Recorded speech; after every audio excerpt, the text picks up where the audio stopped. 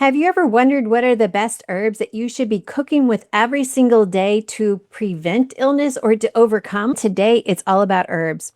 Herbs in your culinary, herbs in your medicine cabinet, and then those powerful herbs for therapeutic healing. So, we're going to talk about that today. So, welcome Jamie McGivey to our call today. She has a website called Healthy by Design, the number 4, and you, so you can learn more there and take her free course. So, welcome, Jamie. I am so excited to hear from you, especially when we can kind of tie in the biblical herbs as well as the medicinal herbs. And as you are going to share with us today, we're going to start with the culinary, move into the medicinal, and then the ultra powerful medicinals. People come to you every day with the hopes that you are going to have that one herb to heal everything. So, start with us with the culinary. How do we see healing in the kitchen with the culinary herbs?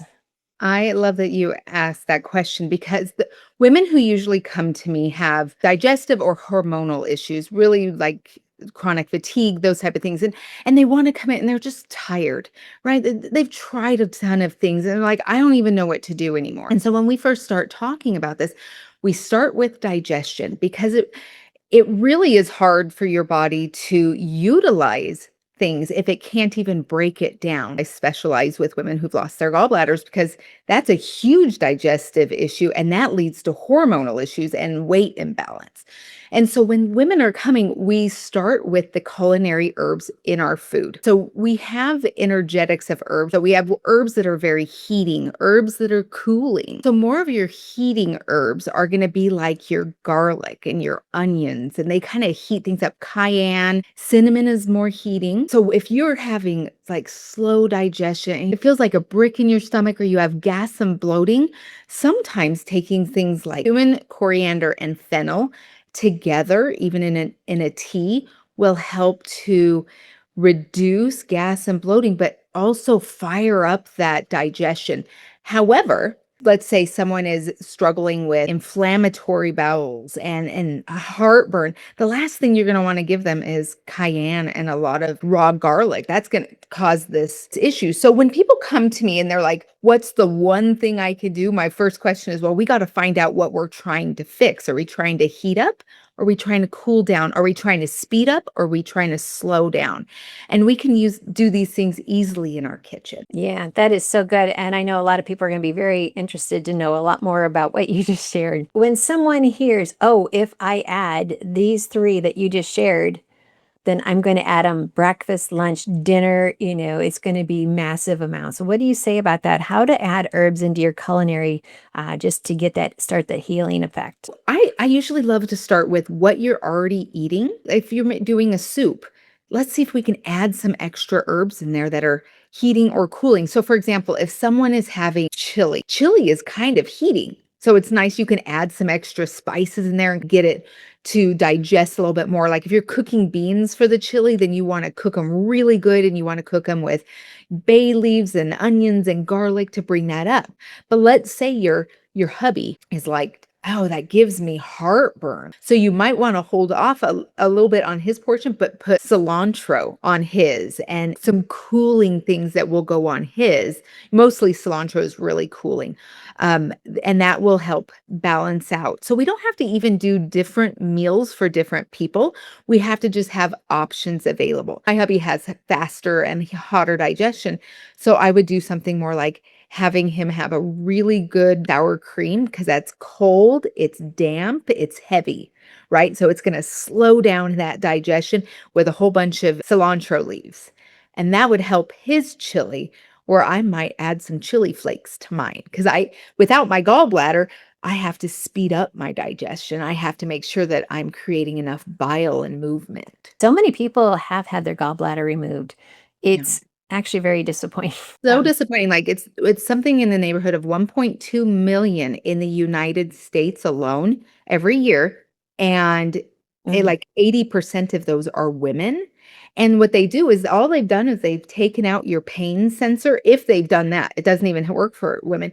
And then they're told to go on with their lives. Right. And so then they end up, because bile has a direct correlation to hormones and drawing estrogen out. So now we have estrogen dominance and we're gaining weight and we don't know why.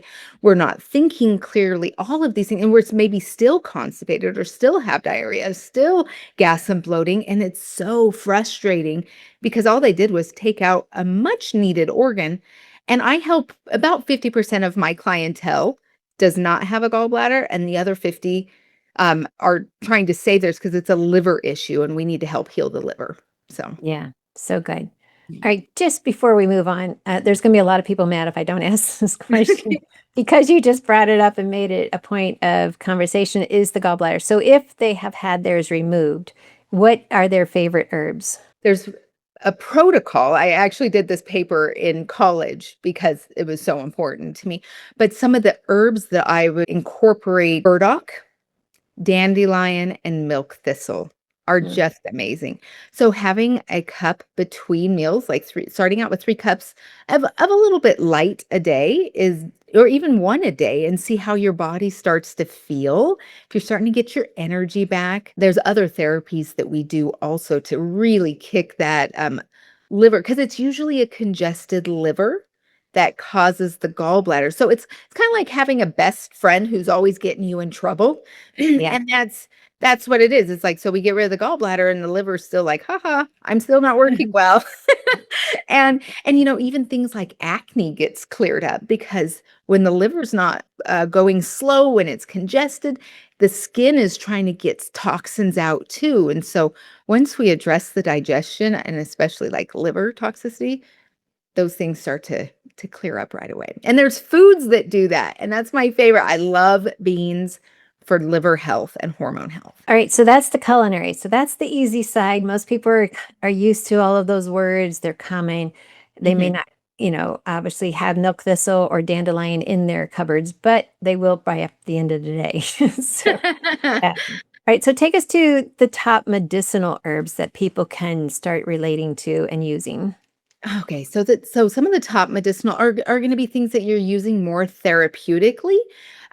They can still be used in the kitchen, but they're not as common. There's 4 herbs that I use with clients that we rotate every day, and we make a strong, what we call decoction.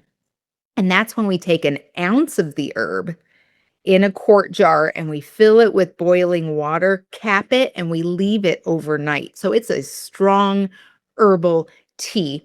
And that's going to be nettles, oat straw, red clover, and then I saved the 4th one because that's a little bit more specific towards one. So sometimes we use comfrey, sometimes we use linden. Those help with iron deficiency anemia. Oat straw is where you're going to get a lot of like your calcium and bone building.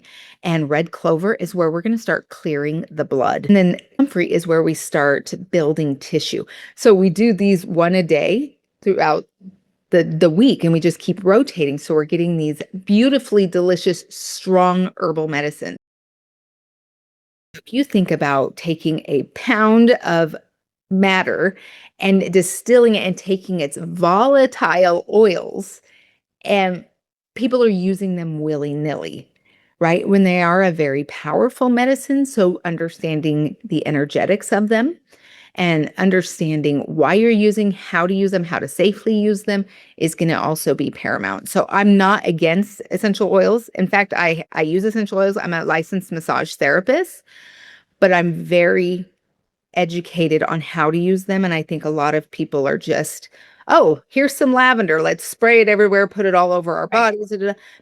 But that's a medicine. That's a plant medicine. So we need to just be a little bit cautious. So, all right. Well, this has been excellent, and I think everyone's going to want to see a follow-up video on making those tinctures as you were describing. So, what would be just a good takeaway? What's the basic recipe for using herbs every day for healing beyond what you've shared? If we were just going to break it down to the most basic and where people can say, you know what, I can do one thing every day using herbs for healing. Two of my absolute favorites that I think everyone can benefit from in some area is going to be ginger and garlic. Getting fresh stuff, not the canned, and see if just pressing it, chopping it, blending it, that helps heat up the digestive system. One of the things I do when anyone's starting to get sick is we'll do a soup, right? Because when we have a cold, that's what we're cold.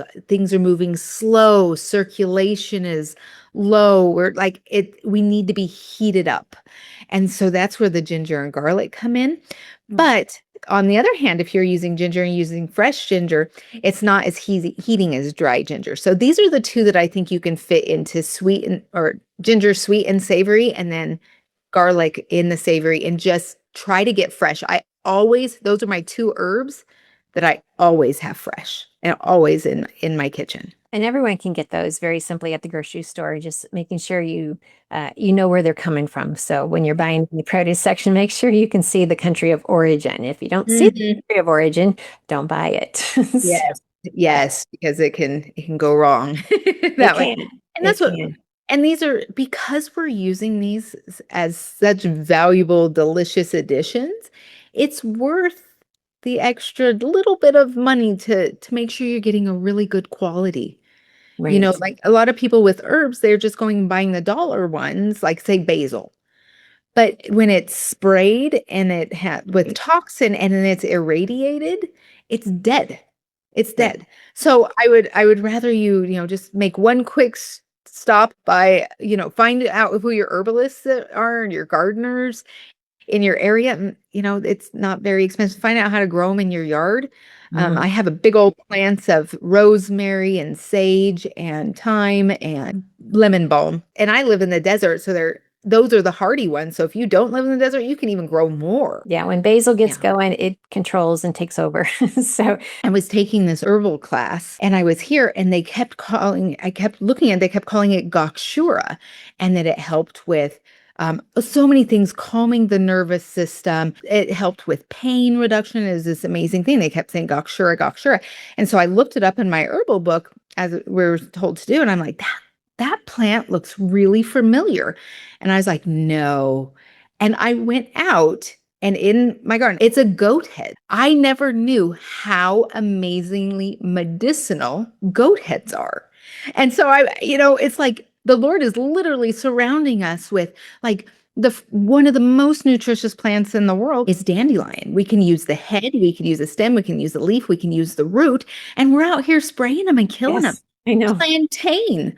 And I go on a walk here and my family laughs at me because I have people I've talked to along my walk who will let me harvest from. I have mulberry trees and I have grapes and I do all the things and they let me just pick them. Lavender. If you even don't want to go do these things on your own, start going on a walk and take a little app. I use Seek and really get familiar with these plants because they're growing wild too. This is amazing. So, thank you so much for sharing your knowledge with us. I am always fascinated by herbs. I have not gone to the extra education levels like you have, but it's always fascinates me. And just understanding the value of herbs, and they were so important during scripture, during Mm. biblical days, and they were totally used in their food.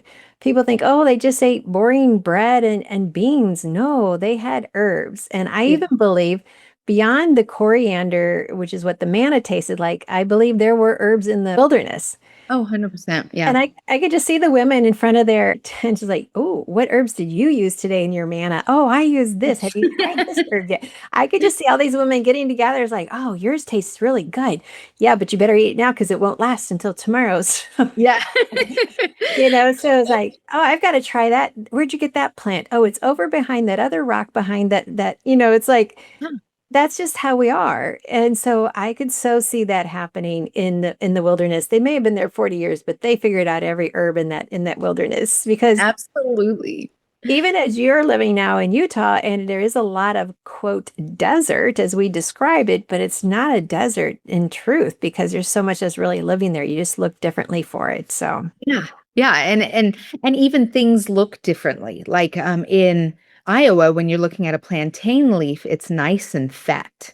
Like the shape is fat. Here, they're nice, they're narrow.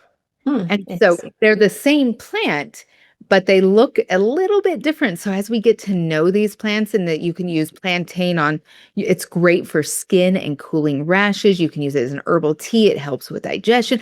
Like my herbal teacher always said it's better to know 10 herbs and how to use them 100 ways than 100 herbs to use them one way. Do it in a food, then can you make a drink out of it? Can you make a salve out of it? Could you make a spray out of it? Could you make, like how could you use this in a lot of different ways? So I wouldn't go out there and spend $300 on herbs. I would just see what you already have and expand upon that. Yeah. Well said. Perfect. So thank you so much, Jamie, for being a part of this. Where would you like people to find you? I have a podcast called Healthy by Design, From Stressed to Blessed, or you can find me, my website. I have a free training there, and it's at www.healthybydesign, the number 4, and then YOU, healthybydesignforyou.com. And they can learn how to find out about what type of digestion they have, and it comes with a PDF so you can know the diet, lifestyle, and herbs to help get you started feeling better. All right. Well, thank you so much for being a part of this. And for everyone watching, make sure you're subscribed because we're going to start putting into videos everything she just talked about. So make sure you're subscribed and we'll do it together. And I just thank you for being a part of the Biblical Nutritionist family. Thank you so much.